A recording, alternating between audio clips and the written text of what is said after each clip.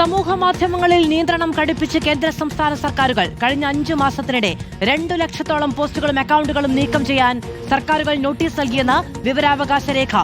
ഓരോ മിനിറ്റിലും ഓരോ blocking notice നൽകുന്നുവെന്നാണ് കേന്ദ്ര ആഭ്യന്തര മന്ത്രാലയത്തിന്റെ കണക്ക്. CJP സമരം ശക്തമായ ജൂലൈയിൽ നോട്ടീസുകളുടെ എണ്ണത്തിൽ വൻ വർധനയുണ്ടായെന്നും വിവരാവകാശ രേഖയിൽ വ്യക്തമാകുന്നു. ഈ വർഷം മാർച്ച് മുതൽ ജൂലൈ വരെ സമൂഹമാധ്യമങ്ങൾക്ക് നൽകിയ നോട്ടീസുകളുടെ കണക്കാണ് പുറത്തുവന്നത്. ആകെ നൽകിയത് 1,95,000 ബ്ലോക്കിംഗ് നോട്ടീസുകൾ. ഒരു ദിവസം ശരാശരി 1275 നോട്ടീസുകൾ. ഓരോ 68 സെക്കൻഡിലും ഓരോ നോട്ടീസ് വീതം നൽകുന്നുണ്ടെന്നാണ് വിവരാവകാശ രേഖ. ഏറ്റവും കൂടുതൽ നോട്ടീസ് ലഭിച്ചത് ഇൻസ്റ്റഗ്രാമിനാണ്. 5 മാസത്തിനിടെ 1 ലക്ഷത്തോളം നോട്ടീസുകളാണ് നൽകിയത്. ഫേസ്ബുക്കിന് 80,000-ഉം യൂട്യൂബിന് 15,000-ഉം നോട്ടീസുകൾ നൽകി.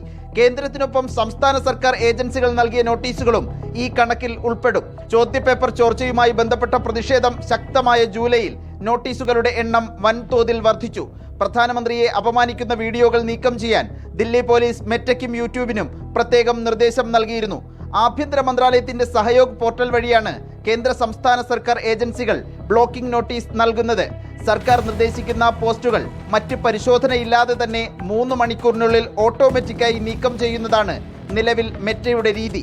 പ്രതിപക്ഷ നേതാക്കളുടെ അക്കൗണ്ടുകൾക്ക് മെറ്റ നിയന്ത്രണം ഏർപ്പെടുത്തുന്നുവെന്ന് നേരത്തെ ആരോപണമുണ്ട്. സമൂഹ മാധ്യമങ്ങൾ കേന്ദ്ര സർക്കാരിന് കീഴടങ്ങി എന്നാണ് AAP കൺവീനർ അരവിന്ദ് കെജ്രിവാളിന്റെ വിമർശനം. റിപ്പോർട്ടർ ദില്ലി.